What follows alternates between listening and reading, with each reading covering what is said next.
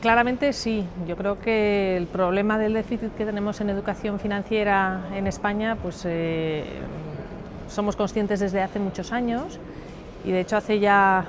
pues 4 años o 3 años se puso en marcha un plan de educación financiera por parte de la Comisión Nacional del Mercado de Valores y el Banco de España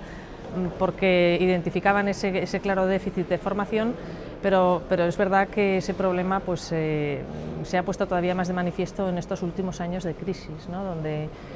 bueno, pues hay muchos inversores que se han dado cuenta de que realizaron inversiones que no se adecuaban a su perfil y que una parte o una causa de la toma de esa decisión fue la falta del conocimiento necesario, ¿no? Es importante ahí que el inversor de a pie pues haga un análisis primero de conocerse al mismo como inversor, de identificar en qué momento de su vida profesional se encuentra, cuáles son sus ingresos, su capacidad de ahorro, los riesgos que está corriendo, si debe cubrirlos o no, pues no lo sé, el recorrido que le queda hasta su jubilación, en qué momento debe empezar a ahorrar para esa jubilación. Entonces, y todo eso además supone también un análisis de identificar qué tipo de perfil tengo, es decir, soy un inversor más agresivo, que estoy dispuesto a asumir un mayor riesgo identificando mayores rentabilidades, o por el contrario soy un inversor más conservador, ¿no? Donde quiero asegurar unas rentabilidades que por lo tanto tendrán que ser inferiores. ¿Qué necesidades financieras tengo en este momento y cuáles voy a tener en el futuro? Evidentemente uno se puede permitir ser un poco más agresivo cuando tiene unas necesidades financieras básicas ya cubiertas y dispone de un capital adicional para invertir. Y entonces eso le puede permitir en un momento dado decir, bueno, pues esto lo voy a invertir en este tipo de activos, que si me va bien la rentabilidad que puedo obtener es superior y que tengo capacidad para asumir la pérdida si no me va tan bien, ¿no? Entonces eso es algo que va a condicionar mucho el perfil de los inversores. Una persona que pueda tener, un inversor que pueda tener un perfil más agresivo, quizás si no tiene pues la cuota del pago de la hipoteca y determinadas necesidades cubiertas, pues tiene que invertir o realizar inversiones más conservadoras porque no tiene esa capacidad para arriesgarse. Es decir, aquí se trata también de identificar, como te comentaba, qué necesidades vas a tener ahora y en el futuro, y cuáles van a ser, y si las tienes cubiertas, y eso te permite identificar el capital adicional disponible que vas a poder invertir en unos activos más arriesgados o menos. Lo que ocurre es que las finanzas personales efectivamente lo están pasando mal, pero precisamente por eso necesitan que les dediquemos un tiempo. Entonces, efectivamente, pues hay muchas cosas que analizar. Si realmente lo que quiere un inversor es tener pues el 90% de su patrimonio invertido en una vivienda, o si por el contrario, pues quizá le compense vivir de alquiler y disponer de un capital que pueda diversificar invirtiendo en otro tipo de activos. Es cierto que la situación el entorno es más complicado, porque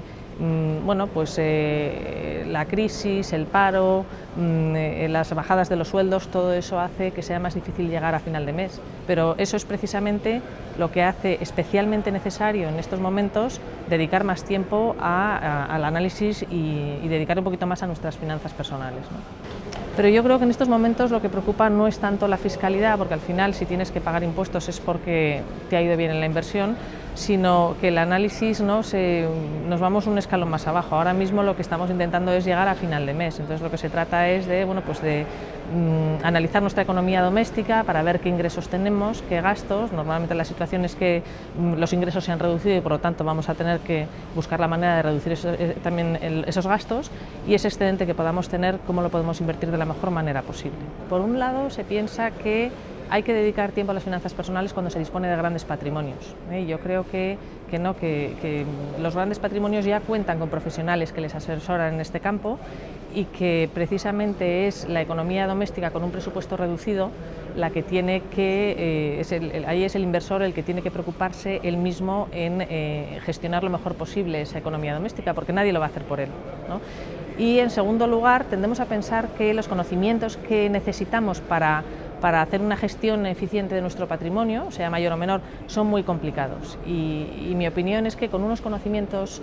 relativamente sencillos y básicos podríamos mejorar muchísimo los resultados de la gestión de nuestro patrimonio, ¿no? Entonces son unos conocimientos básicos y unos procesos y unas técnicas relativamente sencillas que podríamos llevar a cabo apoyándonos en herramientas que están disponibles de manera gratuita en Internet, ¿no? Entonces, con un poquito que dedicáramos a formarnos en este campo, yo creo que podríamos ganar mucho. Sobre todo con respecto a los países de cultura anglosajona, vemos como en España tenemos una parte muy importante de nuestro patrimonio invertido en el mercado inmobiliario, con todos los problemas que esto está conllevando en estos momentos. Y tenemos, digamos que una dificultad o cierto recelo para aproximarnos a los mercados de capitales, para invertir en acciones o en activos de renta fija. Se está planteando la posibilidad de incorporar la educación financiera a la ESO, ¿no? Porque la educación secundaria obligatoria, porque en estos momentos en los colegios solamente se accede a formación financiera en bachillerato en algunas especialidades. Lo que se está planteando es que esa formación, esa educación financiera sea parte de la educación obligatoria. A veces no es necesario tener unos conocimientos financieros muy sofisticados para mejorar nuestro proceso de toma de decisiones en las inversiones. Por ejemplo, con todos los problemas que se están planteando ahora, con las inversiones que se han realizado en determinados activos, pues con que el inversor de a pie hubiera tenido claro que una mayor rentabilidad en un producto va siempre asociada a un mayor riesgo, eso le hubiera permitido, en el momento en el que se plantea la inversión en un activo con una rentabilidad atractiva, simplemente hacer la pregunta, ¿y cuál es el riesgo adicional que me permite a mí obtener esta rentabilidad? Entonces, evidentemente, esto es fácil plantearlo ahora, que ya ha surgido el problema, y en un momento en el que todo va bien, no siempre el inversor está dispuesto, ¿no?, a preocuparse por esos riesgos adicionales asociados, pero